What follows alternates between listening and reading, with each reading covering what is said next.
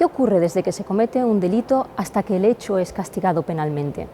¿Por qué pasa tanto tiempo desde que se interpone una denuncia hasta que se dicta la correspondiente sentencia condenatoria?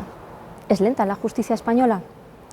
Vamos a tratar de explicar estas cuestiones viendo cuáles son los hechos que ocurren o que pueden ocurrir dentro del proceso penal para así saber a qué obedece ese lapso de tiempo que va desde que un individuo comete un delito hasta que es castigado penalmente. Pongamos por caso que se comete un delito de robo con fuerza en casa habitada. 3 personas de identidad desconocida de madrugada acceden a una vivienda saltando la valla perimetral de la finca, fuerzan la puerta de acceso a la casa y acceden al interior. Una vez dentro, pues se llevan dinero, joyas u otros enseres personales de los habitantes de la vivienda. Al día siguiente, cuando los moradores de la vivienda se despiertan, se dan cuenta de que su casa está revuelta y de que les han sustraído sus efectos personales y llaman a la policía para interponer la correspondiente denuncia. A partir de aquí comienza una fase de investigación policial preprocesal, durante la cual la Policía Judicial llevará a cabo todas las actuaciones de investigación para determinar de qué manera ha tenido lugar ese delito y con quién se corresponde la autoría del mismo, es decir, quién lo ha cometido. Para ello invertirá tiempo necesariamente en interrogar oportunamente a los denunciantes, a los posibles testigos, para que le puedan dar pistas acerca de los hechos. También igualmente llevará a cabo una inspección ocular en la vivienda para recoger las posibles imágenes que hubieran podido ser captadas por las cámaras de seguridad o de la zona y para recoger las huellas, rastros o vestigios que los autores hubieran podido dejar en la finca. En definitiva, la Policía Judicial avanza en una investigación y cuando la concluye, entonces redactará un atestado que enviará al juzgado de instrucción del lugar donde el delito se haya cometido.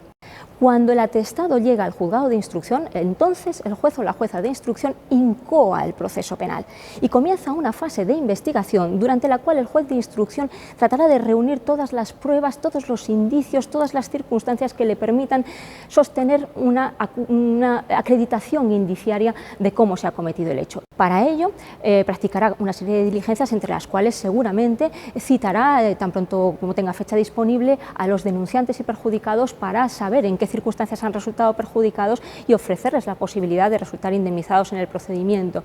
Asimismo, el juez de instrucción seguramente ordenará a la oficina de peritos judiciales que procedan a elaborar un informe de tasación de los efectos sustraídos, del valor económico de los efectos sustraídos, para así permitir que, si no son recuperados por la Policía Judicial, al menos los perjudicados puedan verse resarcidos con el equivalente pecuniario. Lo mismo hará con los daños que se hayan podido ocasionar en la vivienda, por ejemplo, aquella cerradura que se partió. Y el juez de instrucción, por supuesto, oirá en declaración en calidad de investigados a las personas que aparecen como posibles autores de los hechos. Sin esta diligencia, desde luego, la instrucción no puede avanzar. Cuando el juez de instrucción considere que ya se han practicado diligencias suficientes para reunir esos indicios de criminalidad, lo declarará así y concluirá la fase de instrucción mediante una resolución que tiene forma de auto. Dictado ese auto, se da traslado al Ministerio Fiscal y a las acusaciones particulares personadas a los efectos de que formulen sus respectivos escritos de acusación. Un escrito de acusación es aquel en el que el Ministerio Fiscal o la acusación indica qué delito considera que se ha cometido, quiénes son las personas responsables del mismo, qué pena solicita que se imponga a esas personas y cuáles son los medios de prueba de que intentará valerse después en el acto del juicio oral. Para ello disponen de un plazo de 10 días. Recibidos los escritos de acusación, entonces el juez de instrucción dicta lo que se llama el auto de apertura del juicio oral, que es un auto en el que ya declara que se inicia la segunda fase del procedimiento, la fase de enjuiciamiento, y envía las actuaciones al órgano de enjuiciamiento. Es entonces cuando se da traslado de las actuaciones a la defensa de los investigados para que formulen su escrito de defensa e incluyan en él pues, las alegaciones que tengan por conveniente en relación con su inocencia.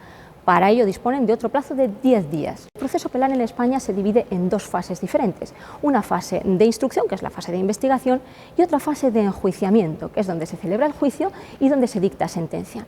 Los jueces de una y otra fase no pueden coincidir, deben ser jueces distintos para así garantizar la independencia de cada uno de ellos y evitar que el órgano, sobre todo que el juez de enjuiciamiento, pueda verse contaminado a la hora de dictar sentencia por posibles apreciaciones que pudiera haber adquirido durante la fase de instrucción. Recibidas las actuaciones por el órgano de enjuiciamiento, que será el juzgado de lo penal o, para los delitos más graves, la audiencia provincial, entonces el órgano de enjuiciamiento procede a resolver sobre las pruebas que han sido solicitadas para celebrar en el acto del juicio y procederá a señalar fecha para la celebración del juicio tan pronto como la agenda lo permita. Y este es un factor que también repercute en el desenvolvimiento y en los tiempos dentro de la Administración de Justicia. Cada órgano judicial en España cuenta con una agenda donde va ubicando cronológicamente pues, todos los señalamientos, los actos de juicio, diligencias procesales y cualesquiera otras actuaciones que deban practicarse en el juzgado, normalmente por orden de llegada, salvo casos de urgencia. La carga de trabajo que maneja la mayoría de los juzgados de España es tal que para cuando nuestro asunto quiere llegar al órgano de enjuiciamiento, la agenda ya está ocupada a muchos meses vista. De tal manera que aquellos 3 individuos que aquella noche accedieron a aquella vivienda ilegalmente, posiblemente no se van a poder ver enjuiciados hasta mucho tiempo después de haber cometido el hecho. Y paralelamente los perjudicados moradores de aquella vivienda tampoco se podrán ver resarcidos hasta mucho tiempo después de haber cometido el hecho. En definitiva, y por lo tanto, al margen de la llevanza material de las actuaciones procesales, de las diligencias, de los tiempos que comportan estas actuaciones procesales, lo cierto es que la sobrecarga de trabajo que maneja la mayoría de los juzgados de España es un factor que puede repercutir también quizá en una respuesta de la justicia un poco más tardía. En suma, el proceso penal está plagado de un conjunto de acontecimientos, de un conjunto de actuaciones procesales, cada una de las cuales está sujeta a una forma y sobre todo a unos plazos que es indispensable cumplir para asegurar las garantías de todos los ciudadanos en el proceso.